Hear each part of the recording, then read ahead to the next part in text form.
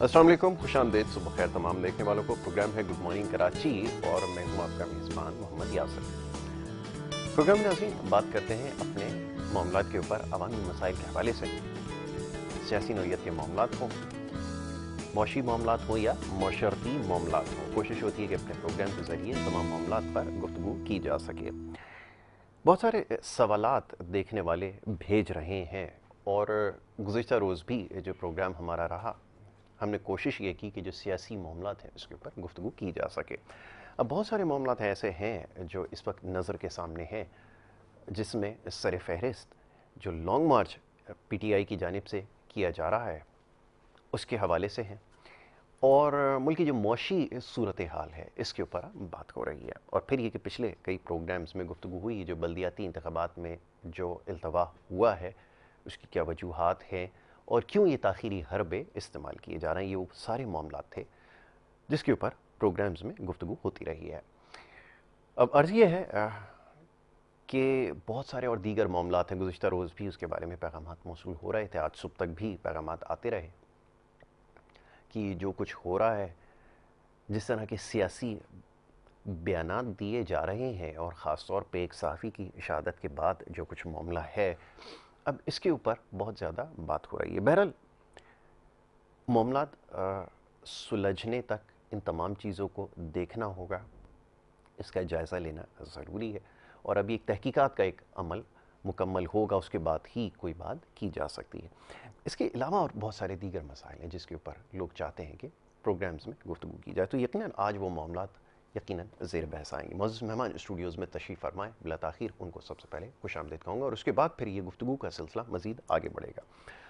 आज सुबह के वक्त जो हमारे सबसे पहले मेहमान हैं, आपका ताल्लुक़ पाकिस्तान तहरीक-ए-इंसाफ़ से है, सीनियर मरकज़ी रहनुमा हैं और मामलात को समझते हैं, और ख़ास तौर पर अभी जो पार्टी के हवाले से जो कुछ मामलात इस वक्त ज़ेर नज़र हैं इसके ऊपर आज उनसे तफ़सीलन गुफ्तगू की जाएगी। मुअज़्ज़ज़ मेहमान इसरार अब्बासी साहब, उनको मैं खुशामदीद कहूँगा। बहुत शुक्रिया, बड़ी नवाजिश इसरार भाई प्रोग्राम में वक्त देने के लिए। सुबह के वक्त ख़ास तौर पे मैं बहुत ज़्यादा मशकूर व ममनून होता हूँ अपने तमाम मेहमानों का कि घर से लेकर स्टूडियोज़ तक आना बहुत ही दुश्वार गुजार मरहला होता है। दूसरे जो हमारे मुअज़्ज़ज़ मेहमान हैं, आपका ताल्लुक़ पाकिस्तान पीपल्स पार्टी से, आप भी सीनियर मरकज़ी रहनुमा हैं, रज़ाक बाजवा साहब, उन्हें भी मैं खुशामदीद कहूँगा। बहुत शुक्रिया रज़ाक भाई प्रोग्राम में वक्त देने के लिए।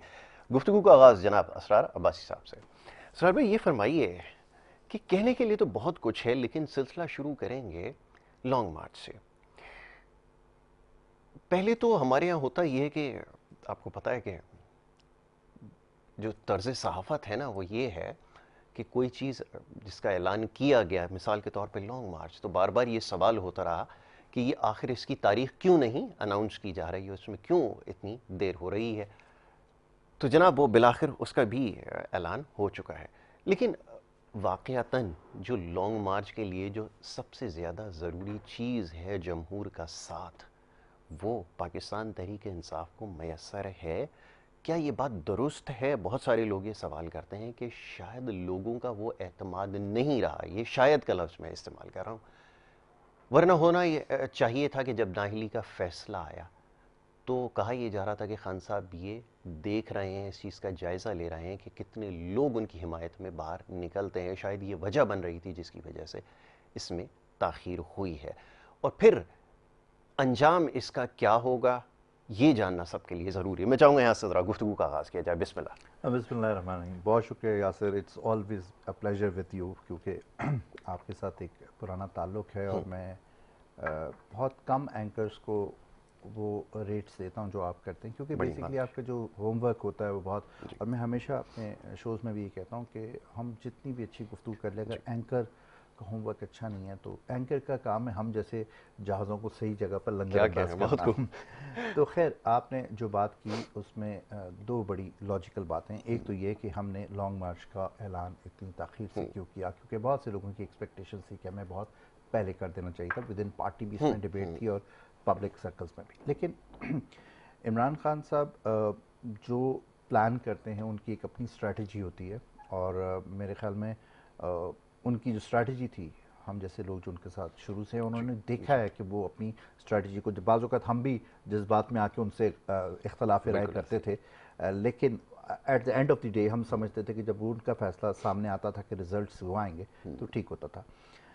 عوام کا ساتھ اور جمہور کا ساتھ اگر نہ ہو تو کوئی بھی پولیٹیکل پارٹی سروائیو نہیں کر سکتی. پاکستان کی ہسٹری میں بھی تقریباً 90s سے پالیٹکس میں ہوں. میں نے بڑے بڑے لیڈرز کو دیکھا اور حکومتوں کو آتے اور جاتے دیکھا. پاکستان کی تاریخ میں کوئی ایسی گورنمنٹ نہیں گئی کہ جس کے اوپر لوگ اس طریقے سے باہر نکلے ہوں.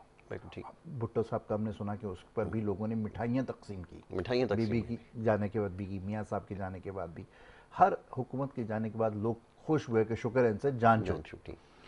یہ پہلی گورنمنٹ تھی جس کے جانے کے بعد پبلک نکل کے آئی. اور کیوں نکل کے آئی؟ وہ اس لیے نکل کے آئی کہ حالانکہ ہمارا جو دور حکومت تھا اس کے اوپر سب سے زیادہ جو کرٹیسزم ہوتا تھا, اور آپ کے بھی بارہا پروگراموں میں نے یہ عرض کیا کہ ہم ایک ڈگر پہ چل رہے ہیں اور یہ بڑی مشکل ڈگر ہے اور ہم نے اس کو سٹیبل کرنا ہے, اور ہم سٹیبلٹی کی طرف جا رہے تھے.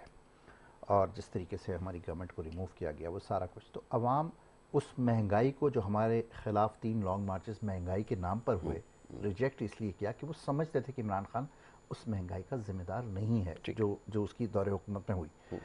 لیکن پھر جب یہ سارا کچھ ہوا تو آپ یہ دیکھیں, جو لوگ یہ کہتے ہیں کہ پی ٹی آئی کا جو تھا, جو ہمارے ساتھی دوسری پولیٹیکل پارٹیز کے لوگ کہتے ہیں کہ سلیکٹڈ, ان کو اللہ تعالیٰ نے دکھایا کہ ایک ایسا شخص جو حکومت میں سے نکلنے کے بعد پبلک میں گیا ہو اور اس کو اتنی عزت اور اتنا پیار ملی, بالکل کوئی اس کی دوسری مثال نہیں ہے. تو یہ سلیکٹڈ کہتے کہتے خود سلیکٹڈ اینڈ پکٹڈ ہو گئے. 55 جلسے ہم نے اس 6 ماہ کے پیریڈ میں ابھی کیے, 55, اور اس کا ریکارڈ پاکستان کی ہسٹری میں پولیٹیکل جلسوں کا, بڑے بڑے پولیٹیکل لیڈرز ہیں, بھٹو صاحب بھی رہے, بی بی بھی رہیں, نواز شریف بھی, سب بڑے بڑے پولیٹیکل لیڈر ہیں. ہر پارٹی کا لیڈر میں اس کو وہ رسپیکٹ دیتا ہوں, کیونکہ سیاست basically Yasir difference of opinion ہے. بالکل ٹھیک ہے, دشمنی نہیں ہے. میرے دوست بیٹھے ہیں پیپلز پارٹی سے, ان کا تعلق ہے, میرے ان کے ساتھ نقطہ نظر کا اختلاف ہو سکتا ہے. بنیادی طور پہ ہمارا جو فرسٹ پرائرٹی اور پاکستان ہے, اور پھر سیکنڈ پرائرٹی ہمارا یہ شہر ہے جس میں ہم رہتے ہیں, اس کی بہتری کی بات ہے. تو ہم یہ سمجھتے ہیں کہ اگر اس وقت جب ہم نے تقریباً پاکستان کے ہر شہر میں, بڑے شہر میں ہم نے جلسہ کیا, پبلک نے رسپانس دیا, اس کے بعد بائی الیکشنز ہوتے ہیں. بائی الیکشنز میں ہم کراچی سے لے کے خیبر تک جتنی سیٹیں ہوتی ہیں اس میں کامیابی ملتی ہے, کامیابی بہت اس طرح کی ملتی ہے کہ پوری پاکستان کے پولیٹیکل سسٹم کی پارٹیز ایک طرف ہیں اور ہم ایک دوسری طرف ہیں, اور گورنمنٹ بھی جو ہے وہ ہماری نہیں ہے. تو یہ ساری چیزیں دیکھتے ہوئے ہم یہ سمجھتے تھے کہ جب عوام یہ سمجھتے ہیں کہ ان کی جو رائے ہے اس کا احترام نہیں کیا جا رہا, ٹھیک ہے, عوام نے ہمیں مینڈیٹ دے کے گورنمنٹ میں لائے اور ہمیں جس طریقے سے گورنمنٹ سے ہٹایا گیا تو عوام نے اپنا ریئیکشن دیا, ٹھیک ہے, وہ روڈ. کیونکہ دیکھیں جمہوری معاشرے میں ہوتا کیا ہے کہ آپ کے اور میری بات ہمیں منوانے کے لیے ہم نے اپنا پبلک سپورٹ دکھانی ہوتی ہے. ہم چڑھائی تو نہیں کر سکتے نا کہ ہم آئے اور ہم نے اپنے زور بازو دکھایا اور ہم نے آپ کو اٹھا کے باہر پھینک دیا اور خود آپ کی جگہ بیٹھ کے, ایسا نہیں ہوتا. اور مہذب معاشروں میں بہت ضروری ہے کہ آپ اپنی اسٹرینتھ دکھائیں کہ ہم کیا ہیں اور ہم کیا ڈیمانڈ کریں. تو بیسکلی جو پی ٹی آئی کا اس وقت کا لانگ مارچ کا طریقہ ہے وہ یہی ہے کہ جب پورے پاکستان میں ایک ہی نیشنل پارٹی بچ گئی ہے اس وقت, باقی جو نیشنل پارٹیاں تھیں وہ ریجنل پارٹیاں بن گئیں, پروویژنل پارٹیاں بن گئیں, اور جو شہر کی پارٹیاں تھیں وہ شاید ڈسٹرکٹ کی پارٹیاں بھی نہیں رہیں. بالکل ایسے. تو اس وقت اگر آپ کے پولیٹیکل سسٹم کو آپ نے مزید تباہی سے بچانا ہے تو ان پارٹیوں کے اندر توڑ پھوڑ ختم کی جائے, اور عوام کے پاس جانے کا ایک حل ہے کہ آپ عوام کے پاس چلے جائیں اور فریش مینڈیٹ لکھیں. اس وقت پی ڈی ایم کی گورنمنٹ میں جتنی بھی پارٹیز ہیں یہ سب ایک دوسرے کے خلاف الیکشن لڑ کے آئی ہوئی ہیں, ان کا ایک دوسرے کے خلاف پوری ہسٹری ہے. آج یہ میرج آف کنویننس ہے. بہت خوب. اب اس کو کتنے عرصے تک آپ چلائیں گے, اور پھر جب اس کی کارکردگی پر آپ نیکسٹ الیکشن میں جائیں گے تو آپ پبلک کو کیا سپورٹ. تو the best way for the P D M and for the P T I is یہ کہ آپ جائیں اور فریش مینڈیٹ لے کے آئیں. اس سے یہ ہوگا کہ ایک تو جو بھی گورنمنٹ آئے گی اس کو یہ پتا ہوگا کہ میں اگلے 5 سال تک اپنی پالیسیز بنا سکتے ہیں, اور مجھے یہ نہیں ہے کہ مجھے کل نکال دیا جائے گا, پرسوں نکال دیا جائے گا, میرے 3 اتحادی ادھر نکل جائیں گے تو میری گورنمنٹ گر جائے گی اور وہ کوئی دوسرا. تو یہ انسرٹنٹی کی جو پالیسی ہے اس کو ختم کرو. پھر دنیا ہماری طرف دیکھ رہی ہے کہ ہمارے ہاں کس طرح سے رجیم چینج کی چیز کی گئی اور پھر پبلک نے جس طرح سے اس پر رسپونڈ کیا. اس سے پہلے ہوتا رہا، لیکن میں نے کہا نا بڑی بڑی گورنمنٹس ختم ہوئی، راتوں رات ختم ہوئی اور کوئی ایک چون کی آواز بھی نہیں نکلی. مجھے یاد ہے میاں صاحب نے ایک تقریر کی تھی کہ میں ڈکٹیشن نہیں لوں گا اور سارا کچھ کروں گا، اور استعفیٰ دے کے گھر چلے گئے تھے اور کوئی ایسی چیز. تو ہم نے اب بحیثیت قوم یہ شعور، اور اس میں سب سے بڑا جو کردار ہے وہ یوتھ کا ہے، کیونکہ آلموسٹ 60% آپ کی یوتھ ہے اور وہ یوتھ ویل ایجوکیٹڈ ہے، ویل اویئرڈ ہے. اور اب ہم جس دور سے گزر رہے ہیں وہ سیلولر دور ہے، یہ پرانا دور نہیں ہے کہ اخبار کے کتبے کے اوپر جو ہم چلتے ہیں 9 بجے کے خبر نامے سے جو ہے وہ چیز نہیں اخذ کی جا سکتی. بہرحال اس کے اوپر مزید گفتگو کرتے ہیں کیونکہ یوتھ والا جو ایلیمنٹ ہے یہ بڑا امپورٹنٹ ہے. اور اب یہ مختلف سیاسی جماعتیں یہ دعویٰ کرتی نظر آتی ہیں کہ ان کے پاس یوتھ کی سپورٹ ہے، لیکن پی ٹی آئی حق بجانب ہے کہ یوتھ کی جو بڑی تعداد ہے وہ ان کے ساتھ ہے. اور ایسا کیوں خیال کیا جاتا ہے؟ ابھی اس کے اوپر گفتگو کرنی ہے. اور ساتھ ہی ابھی جو جوڑ توڑ کا ایک مرحلہ ہے نا، یہ بڑا مشکل مرحلہ ہے. اور ود ان دا پارٹی، یعنی کہ پارٹی کے اندر بھی اب یہ معاملات ہم دیکھتے ہیں کہ تمام ہی سیاسی جماعتوں میں نظر آتے ہیں. شاید اس کا سامنا انہیں بھی کرنا پڑ رہا ہے. ابھی اس معاملے پر گفتگو کی جائے گی. میں ذرا رزاق بھائی کو شامل گفتگو کروں گا. رزاق بھائی، گفتگو آپ نے سنی اور ایک نقطہ، میں زیادہ باتوں سے تو مطمئن نہیں ہوتا، یہ آپ سمجھ لیں کہ ان پہ جو ہے وہ نہیں کرتا، لیکن چند ایک باتیں ہیں جو گزشتہ روز سامنے آئی ہیں. وہ یہ عمران خان صاحب نے یہ کہا کہ جب انہوں نے لانگ مارچ کیے ہم نے ان کو بالکل اسپیس دیا، ہم حکومت میں موجود تھے لیکن انہوں نے اپنا جمہوری آئینی راستہ اختیار کیا، تو اس کے لیے ان کو کسی بھی قسم کی اس میں رکاوٹ نہیں ڈالی گئی. لیکن یہاں صورتحال اس کے بالکل برعکس ہے. اچھا، اب مزے کی بات یہ ہے کہ اس وقت بھی جو لانگ مارچ کیا جا رہا تھا اس کی جو بنیاد تھی وہ مہنگائی کو بنایا گیا تھا. یہاں پہ بھی صورتحال ایسی ہی ہے، لیکن اب یہ کہا جا رہا ہے کہ جناب اگر اسلام آباد کی طرف کوئی آئے گا تو پھر اس کو روک دیا جائے گا اور پھر اس کے خلاف طاقت کا استعمال کیا جائے گا. اور نہ جانے اس طرح کی کتنی باتیں شب و روز ہو رہی ہیں. فرمائیے یہ بات کس حد تک درست ہے؟ اور اگر خدا نہ کرے اگر کوئی بہت بڑا انسیڈنس ہو جاتا ہے، کوئی اگر کولیجن ہو جاتا ہے، کوئی اگر اس طرح کی کنفرنٹیشن ہوتی ہے، تو پھر اس کے بڑے سیریس کانسیکوینسز ہوں گے کہ اب یہ جتنی بھی پی ڈی ایم میں موجود جماعتیں بشمول پاکستان پیپلز پارٹی ان تمام چیزوں کے لیے تیار ہے. میں چاہوں گا ذرا اس پہ کلام کیجیے. جی بہت شکریہ یاسر صاحب.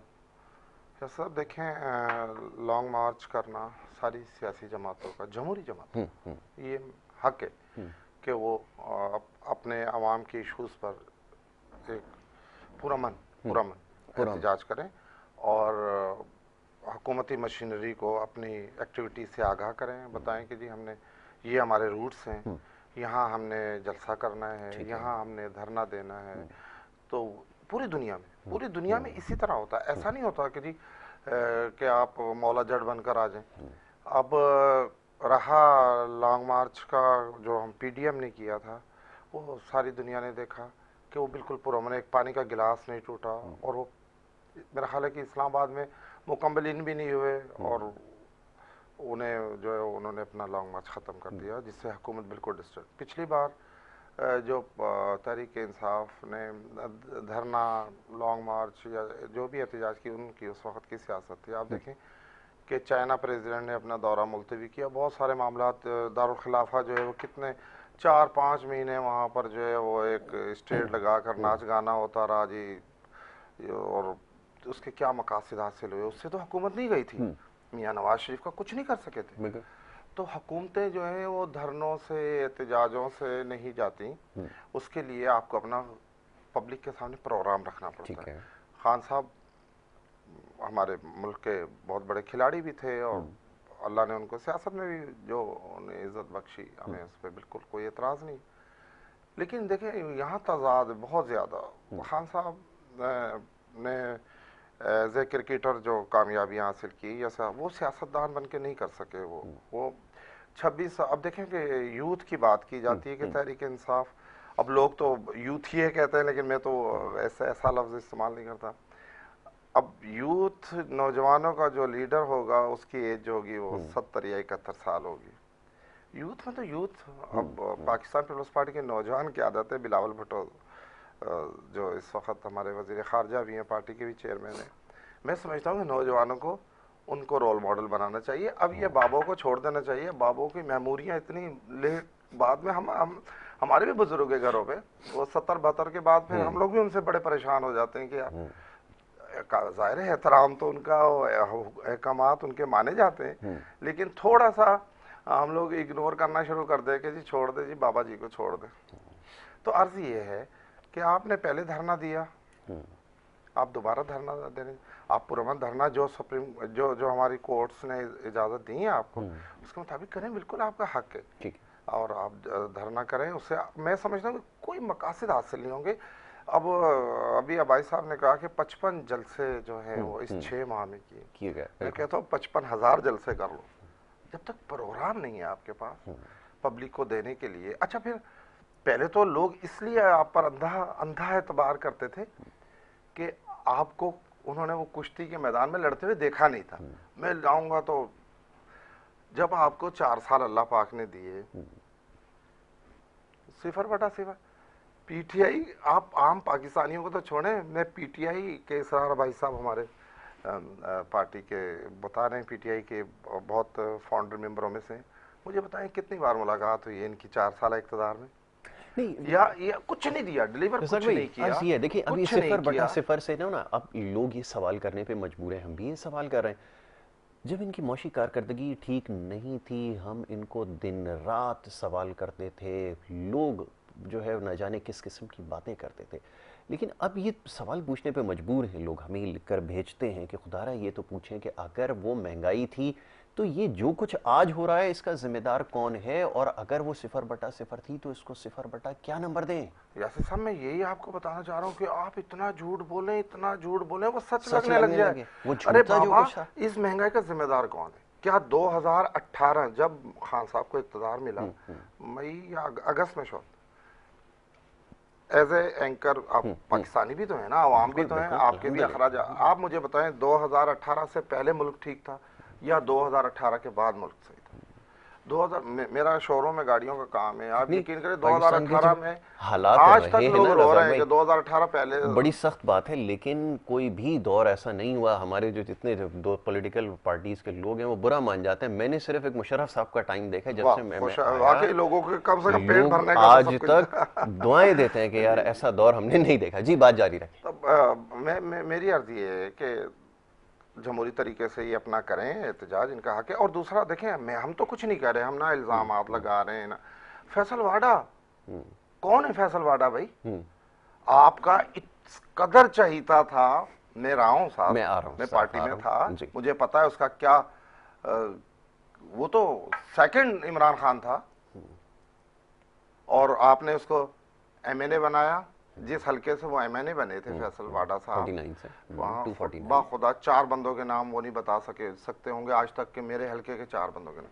अच्छा, मैं उस वक्त था पार्टी में, तो मैं बोलता था यार इन्हें अपने अब हमें अपने अपने हल्कों में फोकस करना चाहिए, हमें आइंदा भी इलेक्शन लड़ना। मैंने अली ज़ैदी साहब जो अब प्रेसिडेंट है, उस वक्त वो शिपिंग के शायद वजीर थे, पोर्ट्स एंड शिपिंग की वजारत थी, बिल्कुल। आप यकीन करें 1 घंटा मैं आपके टीवी पे कह रहा हूँ, कोई अच्छा उन PTI के कम से कम 15 रुकनी डेलीगेशन के भी मैं नाम आपको बता रहा हूँ, उनसे 15 लोग थे, सब हम चाय पी रहे थे, लेकिन क्योंकि वजारतों के, मिनिस्ट्रियों के वो पीछे जो बावर्दी बंदे जब खड़े होते हैं तो वो थे पुराने लोग, वो तो इतने आदाब में थे कि कोई बात ही नहीं करना चाहते। हम चाय पी रहे पे, चाय पीने तो नहीं आए ना, चाय तो अल्लाह का शुक्र है कि कोई भी पिला देगा रोड पे, हर किसी को भी कहे चलो घर पे नहीं मिलेगी। तो मैंने वहाँ छेड़ा, मैंने बोला अली ज़ैदी साहब, अल्लाह ने अब हमें मौका दिया है, और हम रहे जिन सियासतदानों के साथ या जो हमारे उस्ताद रहे, उन्होंने कहा कि जब आपको इक़्तिदार मिलता है तो आप पे दोहरी जिम्मेदारी आ जाती है, आपको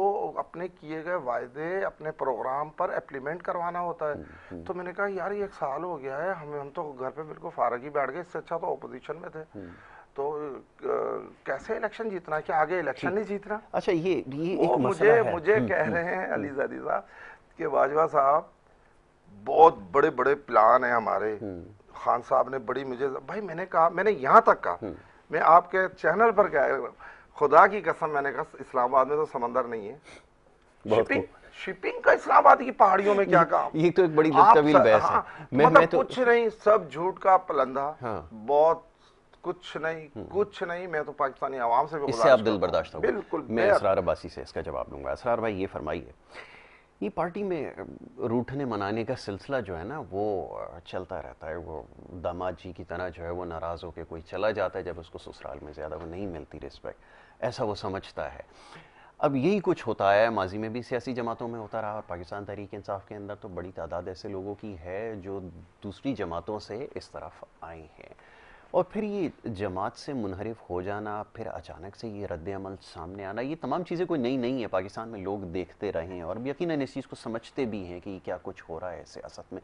فرمائیے گا کیسے اس کو دیکھتے ہیں, اور پھر کیا آپ سمجھتے ہیں کہ موقع کی اس وقت, کیونکہ بڑا حساس معاملہ ہے, انتخابات کا اعلان ہو سکتا ہے ممکنہ طور پر, یعنی کہ وقت تھوڑا رہ گیا ہے, اور اگر یہ ٹوٹ پھوٹ کا عمل شروع ہوگا, اور جیسے رزاق باجوہ صاحب نے نشاندہی کی, کچھ اور بھی لوگ شکایت کرتے رہے ہیں کہ پارٹی کے اندر معاملات کچھ ٹھیک نہیں چل رہا ہے, کیسے اس کا دفاع کریں گے؟ تو فرمائیے کیسے لوگوں کو جوڑ کے رکھیں گے, کیونکہ بڑا مشکل ہوتا ہے جب آپ حکومت سے نکل جاتے ہیں لوگوں کو ایک جگہ رکھنا. فرمائیں.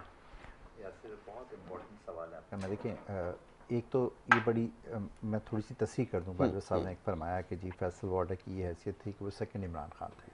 ایسا کبھی بھی نہیں تھا. ٹھیک ہے, فیصل وارڈا کی جوائننگ سے لے کے اس کے کل رات تک کے سیاسی سفر کے اختتام تک میرا بھائی صاحب سے میں ایک سیکنڈ کا ایک ہلکا, میں آپ کا ٹائم نہیں لینا چاہ رہا. انٹرپٹ نہیں کیا آپ نے, بہت سی باتیں میں خاموش رہا. لقمہ دینا چاہ ایک سیکنڈ. چلیں بالکل. فیصل وارڈا قومی اسمبلی کی سیٹ سے ڈی سیٹ ہوتا ہے, اگلے ہی دن اس کو سینیٹر بنا دیتے ہو. کیا پی ٹی آئی میں کوئی ورکر نہیں تھا؟ نہیں, ہمارے علم میں ہے, اس کا جواب ابھی دے رہے ہیں نا, ذرا بات مکمل ہو جائے پھر. ہاں میں پہلی پوچھوں گا بات تو نا. میں یہ بھی تصحیح کر دوں کہ فیصل وارڈا اس پر ڈی سیٹ نہیں ہوا تھا جب اس کو سینیٹ کا ٹکٹ دیا گیا.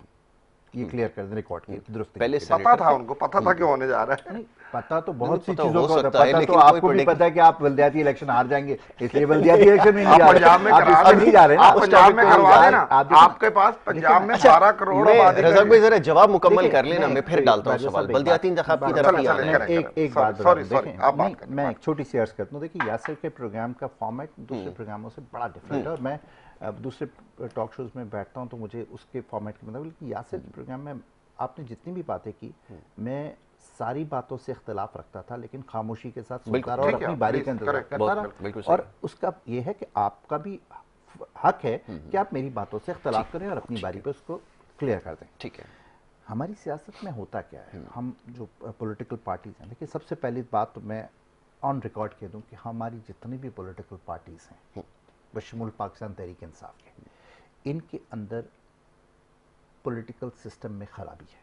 ٹھیک ہے. ان کے اندر اس طرح کی ڈیموکریسی نہیں ہے جو ہونی چاہیے. اور میں ہمیشہ اس بات کو کہتا ہوں کہ آپ ان پولیٹیکل پارٹیز سے کیسے ایکسپیکٹ کرتے ہیں کہ جب وہ پاور میں آئیں گی تو اس پولیٹیکل نظام کو مضبوط کریں گے, جب تک وہ اپنے اندر. ہم نے کوشش کی انٹرا پارٹی الیکشن کرانے کی, اور پاکستان کی تاریخ میں شاید کسی اور پارٹی نے اتنی بڑے پیمانے پر وہ نہیں کیا, لیکن ہم اس اٹیمپٹ میں 100% کامیاب نہیں ہوئے. بہت سے لوز پول رہ گئے اور سارا کچھ, اور یہی وجہ ہے کہ 2013 سے لے کے اب تک 9 سال میں ہم دوبارہ اس کوشش میں لگے ہوئے ہیں کہ پارٹی میں نچلی سطح سے لے کے اوپر تک ہم لے کے آئے. کیونکہ ایک تو پاکستان تحریک انصاف کے اندر موروثیت نہیں ہے.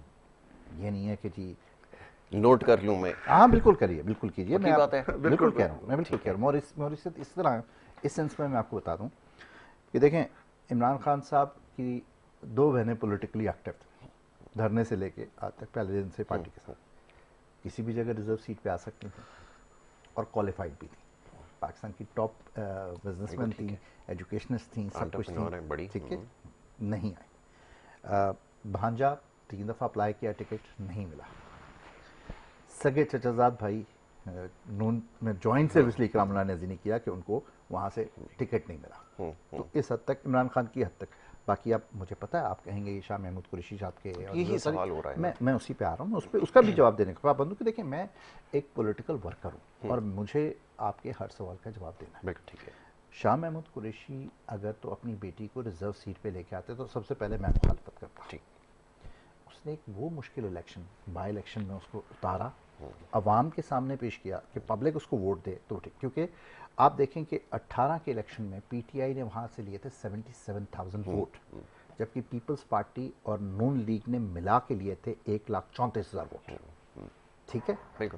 تو اب وہ پی ڈی ایم میں سارے اکٹھے تھے, باقی چھوٹی جماعتوں کے 1,000-1,500 ووٹ تو ایک طرف کر دیجئے, لیکن ان 2 میجر جماعتوں کے 1,34,000 ووٹ کے مقابلے میں آپ نے ان کو کھڑا کیا اور انہوں نے جو بھی الیکشن میں کارکردگی وہ آپ کے سامنے آئی. اسی طرح زین قریشی بھی الیکشن لڑ کے آئے, کسی جگہ ایسے نہیں آ گیا کہ وہ آ گیا, کوئی عہدہ دے دیا ہوگا. ٹھیک ہے. بات ہو رہی ہے پولیٹیکل سسٹم کی. ہمارے اندر یہ مسئلہ ہے, جیسے بھی میرے بھائی نے کہا کہ جی آپ سندھ نہیں تو آپ پنجاب میں کریں, ہمارا بلیم گیم ہے. مجھے پاس اگر کسی چیز کا جواب نہیں ہے نا تو میں کہوں گا یار آپ نے سندھ میں یہ کیا, آپ کہیں گے جی آپ نے پنجاب میں یہ کیا, آپ نے کے پی میں یہ کیا. ہم اس سے باہر نکلیں, ہمیں پولیٹیکلی میچیورڈ ہونا پڑے گا, کیونکہ یہ دور 90s کا دور نہیں ہے. یہاں آج جو میں گفتگو کر رہا ہوں وہ کلپ موجود ہے, موجود ریکارڈ کا حصہ بن جاتی ہے, ریکارڈ کا حصہ ہے, اور مجھے کبھی بھی یہ دکھا کے بولا جائے گا کہ یہ چیز آپ نے دی تھی. بالکل ایسا ہی ہے. تو اس وقت تو جس طرح ہماری عوام اویئرڈ ہے, ہمارے پولیٹیکل پارٹیز کو بھی میجورٹی کا مظاہرہ کرنا. Very right. اچھا اسرار بھائی یہی روکوں گا, کیونکہ اب جو سب سے بڑا اور اہم مسئلہ سندھ صوبے کا بالخصوص شہر کراچی کا ہے, اس طرف آنا ہوگا جس کے اوپر سب سے زیادہ سوالات موصول ہو رہے ہیں. دونوں مہمانوں کے لیے سوال ہے کہ جو بلدیاتی انتخابات ہیں اس میں تاخیر کیوں کی جا رہی ہے. لوگ یہ جاننا چاہتے ہیں, جو سطحی مسائل ہیں وہ اتنے سارے ہیں جو حل ہونے کا نام نہیں لے رہے. اس کا حل کس کے پاس ہے اور یہاں پر کون اپنی اکثریت شو کرے گا, اس کے اوپر گفتگو ہوگی. ایک مختصر سی بریک یہاں پر لینی ہوگی, بریک کے بعد واپس آئیں گے, گفتگو کا سلسلہ جاری رکھیں گے. آپ دیکھتے رہیے پروگرام گڈ مارننگ کراچی.